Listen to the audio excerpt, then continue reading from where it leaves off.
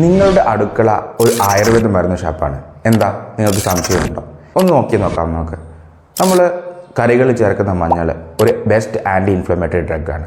അതുപോലെ തന്നെ നമ്മൾ പുളുങ്കറിക്ക് തേങ്ങയുടെ കൂടെ അരക്കുന്ന ജീരകം, അത് നമ്മളെ ദഹനവ്യവസ്ഥ ത്വരിതപ്പെടുത്തുകയും ആസിഡിറ്റി ബാലൻസ് ചെയ്യാനും സഹായിക്കുന്നുണ്ട്. നമ്മൾ ദോശ അരക്കുമ്പോൾ ചേർക്കുന്ന ഉഴുന്ന് നമ്മളെ കോൺസ്റ്റിപ്പേഷൻ ഇല്ലാതാക്കുകയും ദഹനത്തെ ത്വരിതപ്പെടുത്തുകയും ശരീരത്തിന് തണുപ്പ് നൽകുകയും ചെയ്യുന്നുണ്ട്.